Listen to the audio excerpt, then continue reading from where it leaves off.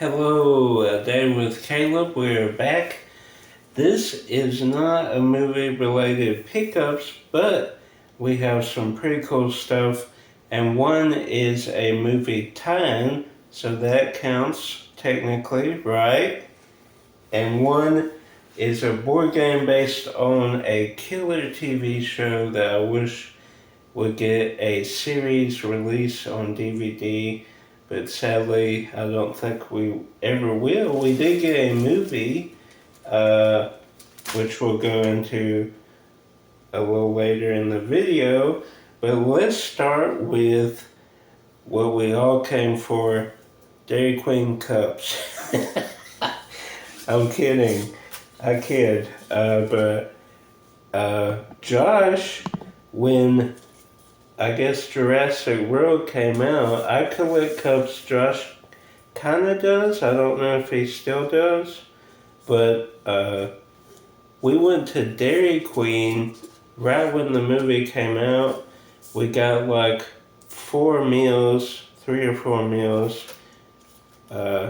Maybe it was 3. Maybe we were out painting and stopped by Dairy Queen, and Josh happened to save these. If they have cool movie related stuff, we usually save them.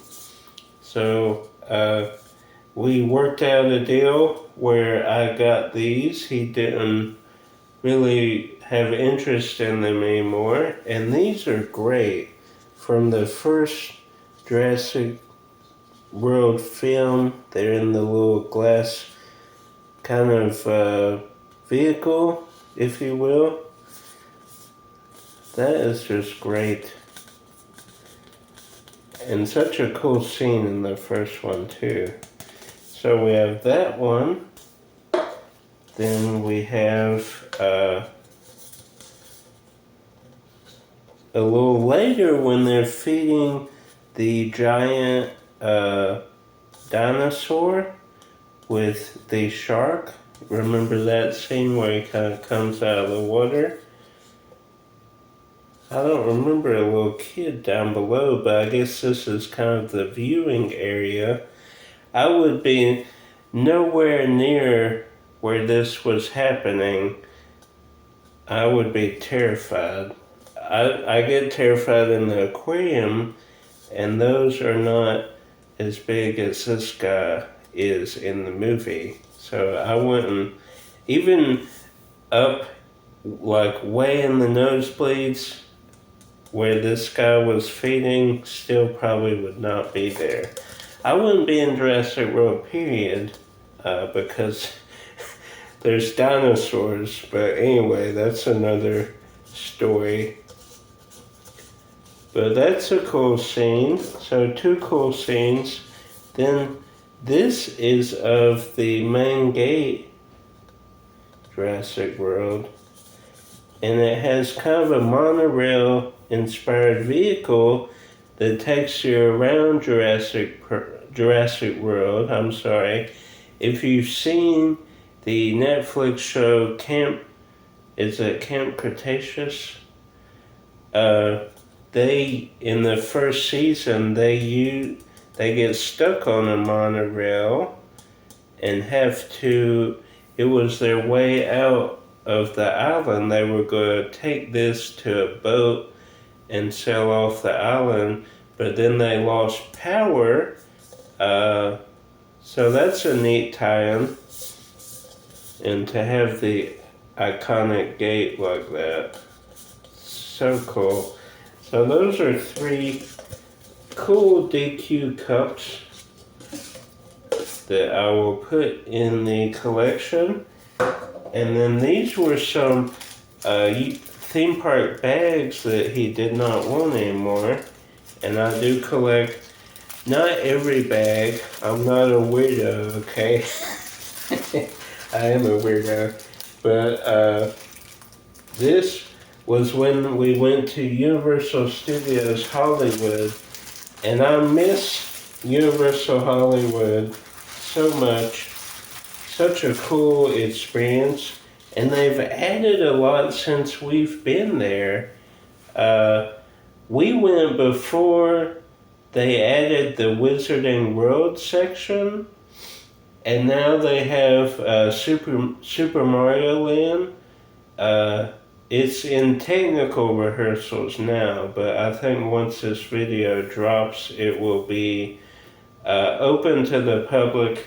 Orlando gets Super Mario World in 2025 with Epic Universe, so we have to wait a little bit. But I would love to go back to Universal Studios Hollywood. The backlot tour is great. You can meet Marilyn in like an official meet and greet, not like in Orlando where it's like after her show. You can kind of catch her walking around sometimes, but in Hollywood she has like like a studio, like a cast chair. When you're filming, you have the name on the back, and she has like an umbrella, and it's like big Hollywood glamour. She's usually like in different dresses, or like dresses she would have been in like the 7-Year Itch, or Gentlemen Prefer Blonde. So, it's a cooler thing, and they have one of the best winter shows ever created. The movie, there's nostalgia there, certainly, and it was a cool thought and a cool idea with Kevin Costner. That is Waterworld, such a great show. We watched it like probably one or two, 3 times, I think. And we would always get there late because we were trying to get to all the attractions because we only did it one day. So we would kind of get in the wet zone a little bit, the splash zone. But the plane comes crashing out, fire, explosions like all around you, people falling off these big structures into the water. Such a cool show, and there's comedy. There's this guy walking around that just sprays people like he's part of the bad guy crew, so he doesn't care. So funny. Anyway, I'm rambling a little bit. And then he had a Wizarding World bag. And this is Orlando, because this has Hogsmeade and Diagon Alley. I think Hollywood just has Hogsmeade, if I'm not mistaken. Because I think they just have Forbidden Journey. I don't think they have, why am I blanking on the Diagon Alley ride? Wow. Escape from Gringotts. Wow. That would have been embarrassing. So we end with 2 pretty cool things. I was watching a YouTube creator. He did a Mission Impossible retrospective. So he started from the Mission Impossible TV show. If you did not know, there was a Mission Impossible TV show that lasted 7 seasons, and it had Spock in there. It had several up-and-coming actors who hadn't, I guess, made it big, especially Spock, Leonard Nimoy. But after that show, they started with the Tom Cruise movie, and that's still going to this day. There's a two-parter coming out, I think this year and next year, that they are rumored to kind of put an end to it. But still, that was a good run. Ghost Protocol on each film has gotten better and better. Not taking away from obviously the first Mission Impossible was great.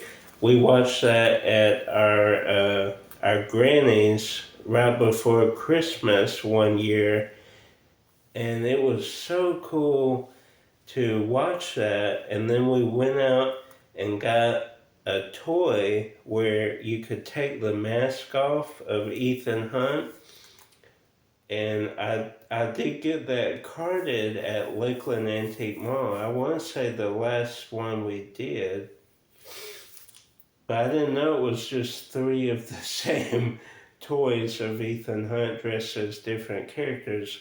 Wish there would have been some different variety. And Mission Impossible 2 with Ang Lee, you know, he has a certain style, so I think that one is the most stylized of the series. And then Emma 3 was a good film, solid film, with Philip Seymour Hoffman, rest in peace. But they each film has just gotten better.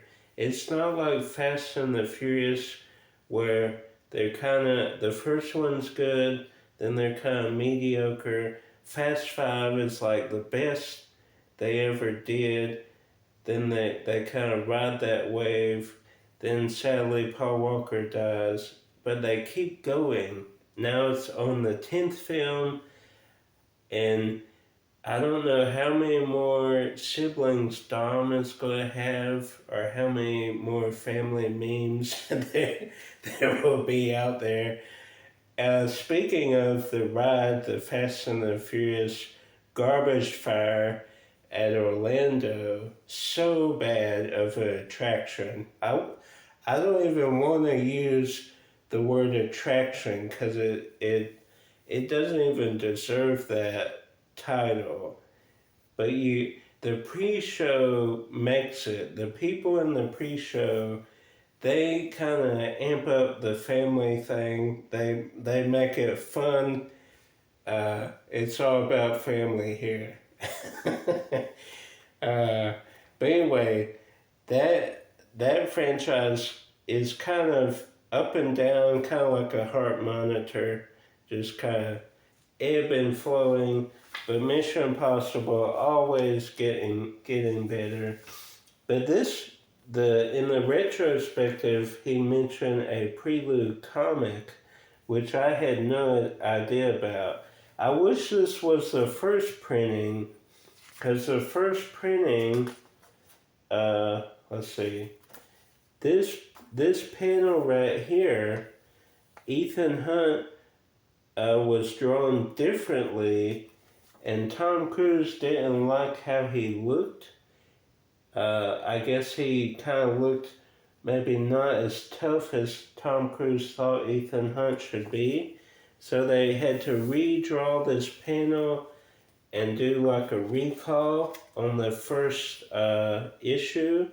So if you have that issue, it's worth a little bit of money.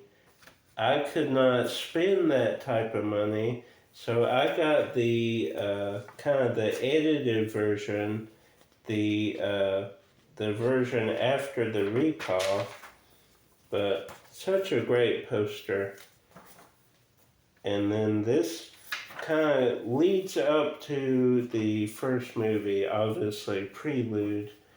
So cool. Love kind of just going through and diving through these panels.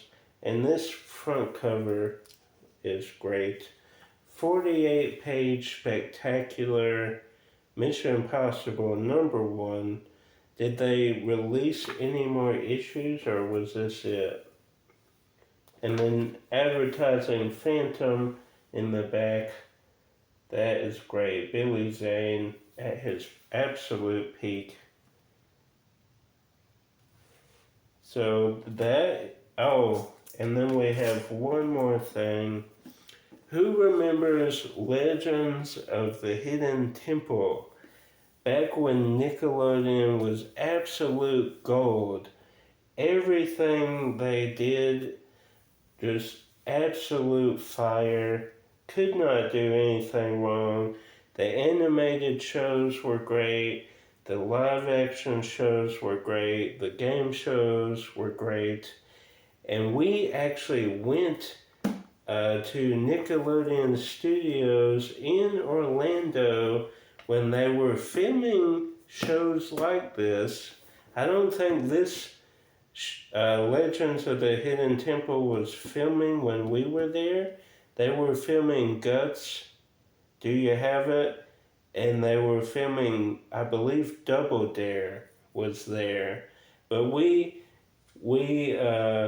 saw the kind of slime fountain out front, and it's so weird. We went back this year. They had the Grinchmas show in kind of the back lot where the Nickelodeon Studios was. It was actually in that sound stage, the Grinchmas show. But it's weird going back and it's kind of a blue and a white now instead of the green and the orange. And the fountain, of course, has been removed. But this was such a good show. Guts is actually my favorite show, but this would be right up there with it. You have some trivia, you have some obstacles you have to compete in. You're against these other team, like they each had colors: purple, yellow, silver, red. So amazing. So I wanted at least something from that era.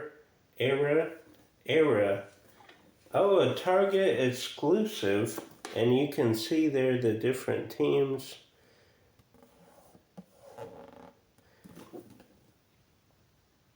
There should be a silver though. Oh, okay. That's the silver there. So, looks like basically this, kind of the same goal as on the show. You kind of compete in challenges, in this case trivia. You get the pendants, and then I guess you race through the temple to collect the treasure. So that is cool. If I turn it right side up, and everything in here is mint condition. If nothing falls out, you have some instructions, and then the different places you go. Then there's some cards in here, and the pendants, and these buckets. Just very cool to add that to the collection, and it was pretty cheap on eBay, so I'm glad I snagged it up. That was everything today. Did you know this Prelude comic existed? Do you collect anything obscure like DQ cups or theme park bags? Did you ever watch Legends of the Hidden Temple or Guts or what was your favorite Nickelodeon show? Comment any of that down below. Like, subscribe, share with the movie Nickelodeon Mission Impossible lover, and remember, we're family, and keep collecting.